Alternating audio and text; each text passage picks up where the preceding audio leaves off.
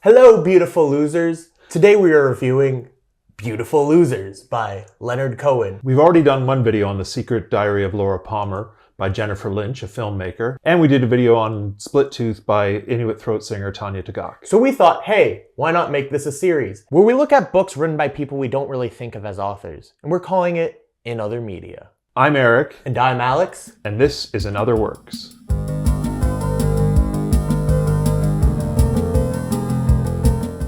If you want any right to call yourself a Canadian, you gotta know who Leonard Cohen is. He's famously a poet and a singer-songwriter. But before we knew him as a genius musician, he actually got his start writing novels. And his second book, Beautiful Losers, was published a year before his debut album. Songs of Leonard Cohen, which, not his best album, but his second best. Sure. Why? What do you think is his second best? You'd have to think about what his best is to figure that out. Okay, well, I got to go with New Skin for the Old Ceremony as his best, and... I gotta go with Songs of Love and Hate as his best.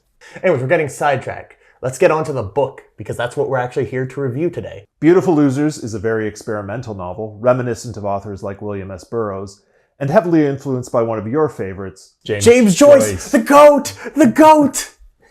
For sure. Before I recommended this one to you, I remembered a lot of those elements of it. Mm-hmm. What I forgot in the 20 years since I read it the first time is how it's almost entirely about sex. Yeah.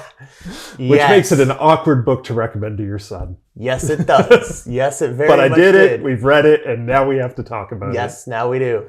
And the funny thing about it is Leonard Cohen's music is a lot more subtle in its sexual tones and stuff. Okay, one of the reasons New Skin for the Old Ceremony is my favorite album is because of the song Take This Longing, which has lines like, take this longing from my tongue, all the useless things my hands have done. It's all about sex, but it's all beautiful.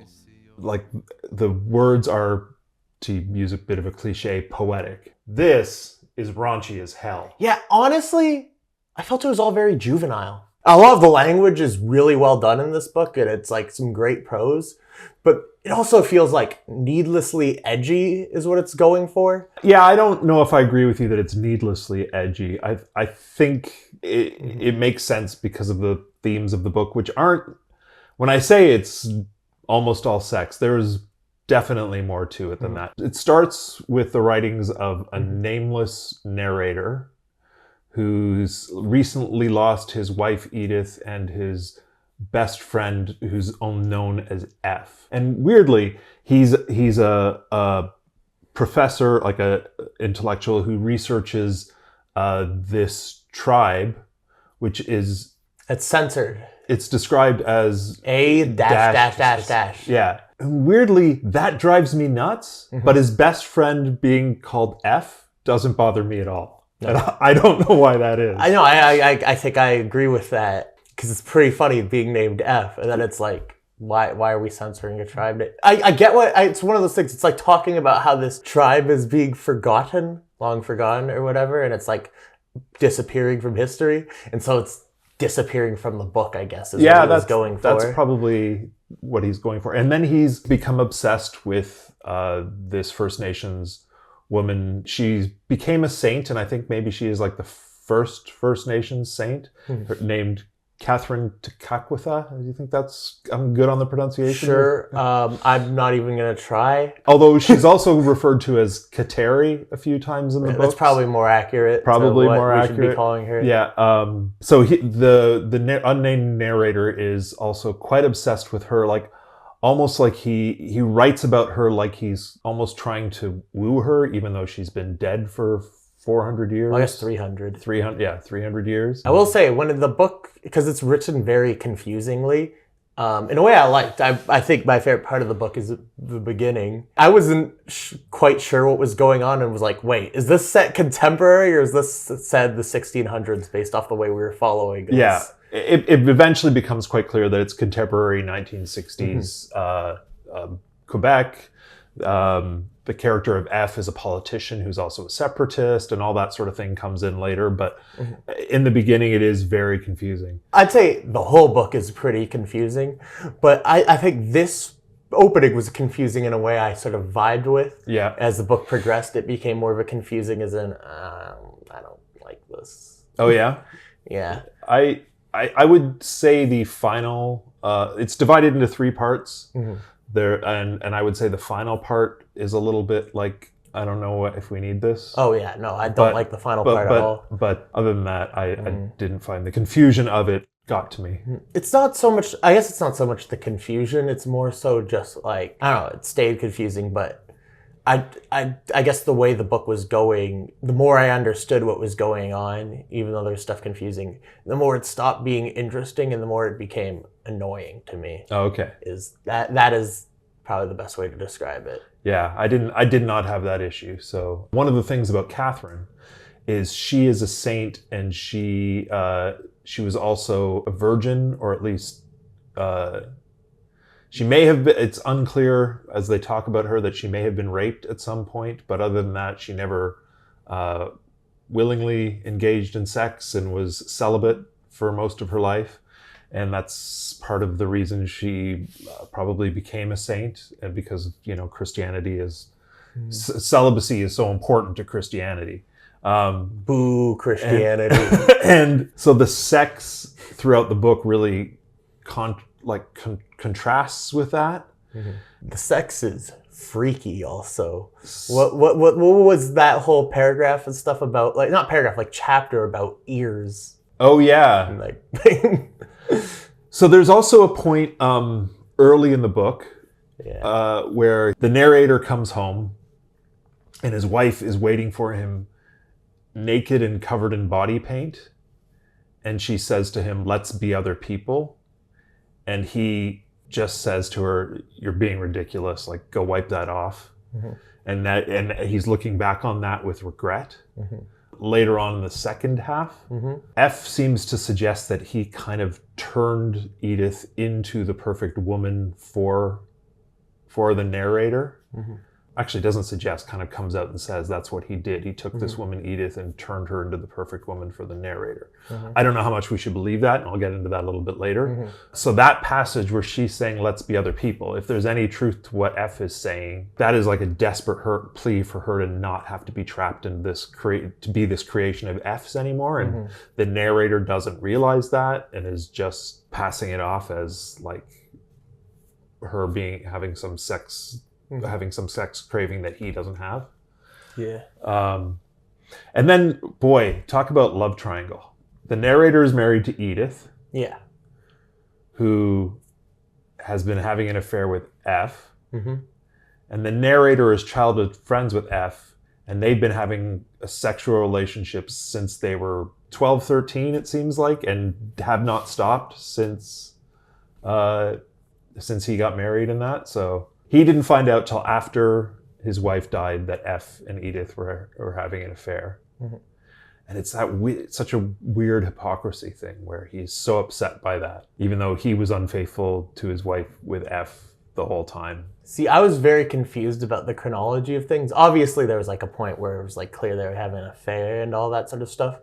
But parts of it made me think, wait, did F and Edith meet before the narrator and Edith? So F seems to indicate that in his letter, which is the second part of the book. Yeah. I don't think there's any... I felt like I picked that up in the first book too, though. Yeah, I didn't, but...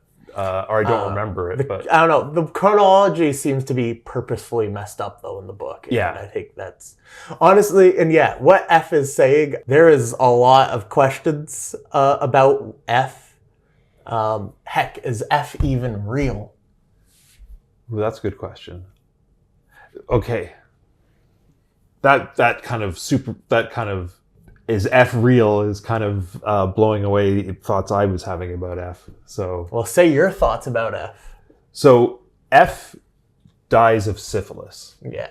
Which is weird because it's the 1960s, and there have been treatments for syphilis basically since penicillin was discovered. Why is he dying of a treatable disease? And it could be that he's like got so sick that he done permanent damage to himself, but you can still get rid of the disease at any point. But anyway, when F is writing the letter to to the narrator Yeah. in the second part. That is he's in late stages of syphilis, which attacks the brain and causes dementia-like symptoms, can cause like insanity and all that. So like, I don't know how much to trust what F is telling the narrator, how much of that can be believed and how much of that is his madness, or how much of that is just him trying to manipulate the narrator, because their whole relationship seems to be F manipulating the narrator. But now throw in the idea that it's some Tyler Durden stuff. And it's like, why'd you have to go, I don't mean as in gross. I mean as in, oh my God, another thing to think about. I was first thinking, the second letter, it's like, you were telling me you thought he read the letter before like the first book happens? Yeah. So there's a section in the letter where F is reading the titles of papers to Edith, which is somehow making it possible. She's lost the ability to have orgasms, and somehow him doing this is like a treatment that'll allow her to have orgasms again. Does not make a ton of sense when you're reading it. But it's all written, so there's basically a whole paragraph of written in title case. And then when you're reading the first book, there's like random chapters that are just... well, not chapters, but paragraphs. No, there's chapters. Chapters that are entirely written? Oh, I guess like short... Because there's short chapters. Because some of the chapters are basically a paragraph long. Yeah. Where it's all written in title case. Yeah. Which makes me think that the narrator had already read the letter from F and saw this sort of as a communication with Edith. And he has all these regrets about his relationship with Edith and how he couldn't satisfy her. And like, so writing these all cap title things is like an attempt to satisfy her in some way, even though she's already dead. Because I can't understand why they're there without that context. What I think though is also, if you look at a lot of the stuff in the book, you could see that like the first book maybe is also him like replicating F's writing style, like how the chapters are told in Catherine's story that he gives in the letter. It's like the whole first book is like the chapters are structured the same way. If F and the narrator are one and the same, maybe the narrator is the one with syphilis, and which, as you're saying, attacks the brain and has you go insane. And this whole book is just the ramblings of someone in late stage syphilis. That would definitely make the latter part make more sense. But the question now, who's Tyler Durden? Is Tyler Durden F, or is Tyler Durden the narrator? I think F is the Tyler Durden, because in Fight Club, the narrator is nameless narrator too. One of the things is F is a politician. Yeah. He's a separatist politician. He was an MP. And in the last chapter, which is written in the third person, so it's definitely not from either the narrator or F's perspective, he's recognized as a politician by other people, which makes me think maybe the narrator is the one who's the figment of the imagination. Oh, wow. That is... But this is all new thoughts for me, because the idea that one doesn't exist is like, you just came up with that. So I had never thought of that before. I just said that as I didn't even say that as like an actual consideration. I just said that like to exaggerate how unreliable F is. But now that it's said, it's like, oh my goodness, this makes the book explains a lot, actually. Yeah. Because one of the things that's weird, again, is the narrator. He's a professor. He studies the tribe that's like censored and stuff, and which Edith is a part of. So why is F in the letter telling the story of Catherine to the narrator? Wouldn't the narrator, who spent his life studying this, know all this already? There's a lot more to think about in this book than I thought. Yeah, maybe my dissing of the book is wrong. But it also, I guess, explains if F and the narrator are one and the same, too. That whole, with the ending, that whole passage that's like, I need a 13-year-old in my life. Oh, yeah. It was like, what the hell is this? Yeah, there's a lot of really... gross thoughts. Yeah, because the narrator has burned his fingers on fireworks. Yeah. And F lost his thumbs. Yeah. Both thumbs? No, I don't remember. Anyway, and the person at the end has both burnt fingers and missing thumbs. So, yeah, maybe they are the same person. Another possibility is, of course, the narrator like grieved heavily over F's death because it's like this such an important person in the narrator's life and all this sort of stuff, and they sort of like had like a psychotic break and like almost tried to become F, and that's what we see in the epilogue. I think that makes some sense, except why do people recognize him as a politician? F? Yeah, that's a good point though. I mean, unless he has just... I think we were right on them being the same person. I think maybe we are, yeah. I think that's actually what it is. And then just as another aside, in the letter, F and Edith have a threesome with an employee at the hotel who has a weird mustache and a swooped over hairstyle and gives them soap made from human fat. Wait, hold on. You were saying you're not sure about the writer of Fight Club, Chuck Palahniuk, was influenced by this book? Your soap just convinced me he definitely was. Okay. What, like Tyler Durden's a soap maker?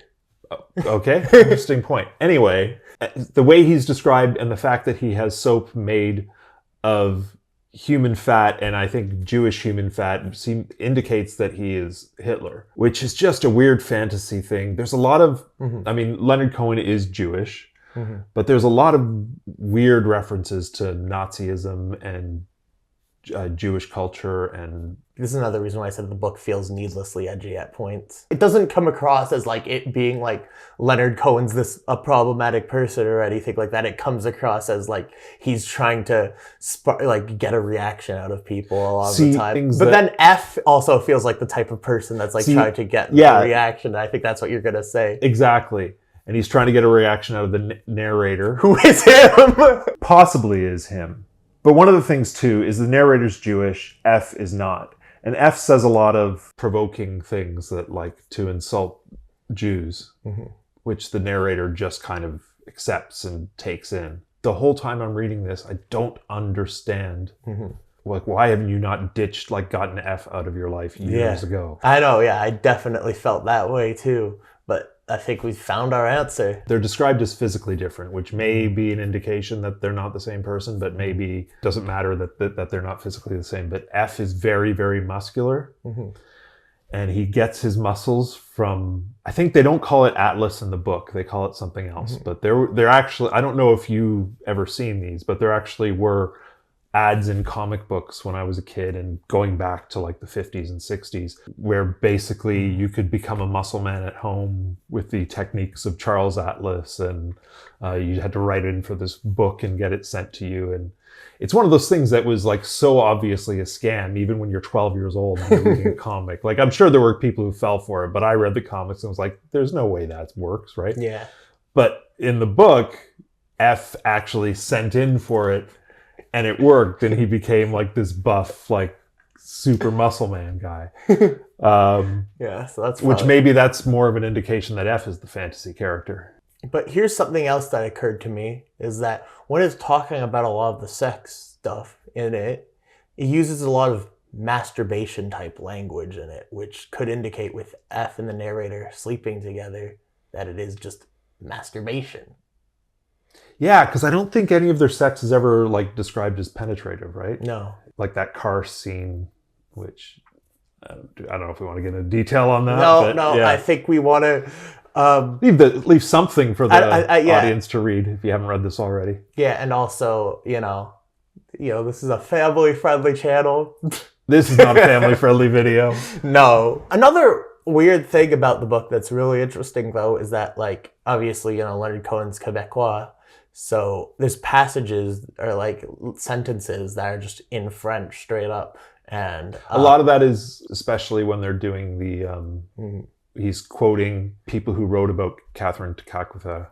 And a lot of those passages are just in French. Yeah. I don't know if you did. I took out Google Translate and used the like photo feature to translate a lot of those passages while I read them.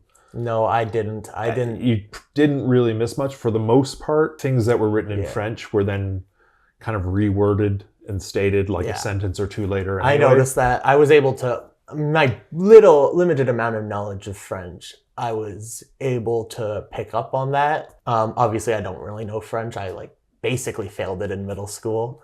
And, but no, I don't really trust Google Translate. So when I didn't know at all what was going on with it and wanted help, shout out to my homie Madiu. He knows French, so he translated it for me. Oh, cool. I like sent him a picture of the book, and I'm like, "Hey, can you please translate?" And he was like, he sent it a translation. You got any Greek friends, or did you just? No, I didn't even bother with that. Leonard Cohen actually wrote this book in Greece. He lived in Greece for a while, so it's got some Greek references in it, and yeah, those you just. Well, Google Translate helped me with them, although I can't remember what any of them were at this point. So, overall, would you recommend the book? See, here was the thing. I was initially going to say no, but after we've had this discussion, I think I now want to change it to yes. See, I think I wouldn't recommend it to my son again. That was a weird call. But but overall, I think it's a book worth reading. His first book, Favorite Game, I picked that one up to read years ago and got bored like by the end of the second chapter. And I should probably give it another chance. But this one, as weird as it is, it's always like the vibe of it has always stuck with me. And even like the opening lines, the like, who are you, Catherine to Caquitha? Are you 16 blank to 16 blah, blah, blah. Like the way he starts that like grabbed me right from the beginning. And if you're prepared to continue to read while you're completely confused and slightly disgusted, it's a good read. I think I would agree with you. I think genuinely thoughts on my thoughts on the book changed completely throughout this video. Because at first I was like loving the book. I think the language is great. It's all like the prose is really nice. It's like, I love James Joyce.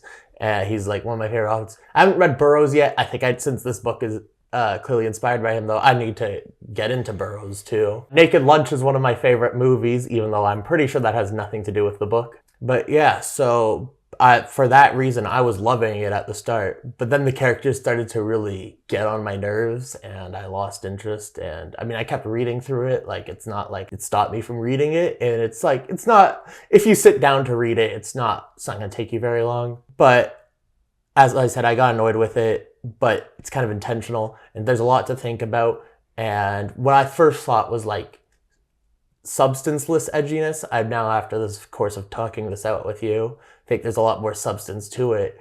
And I think now I'm going to say, yes, it's a good book. I'd recommend reading it. All right. Well, thanks for joining us. Please like, subscribe. All those other things YouTubers tell you to do. And stay beautiful, losers.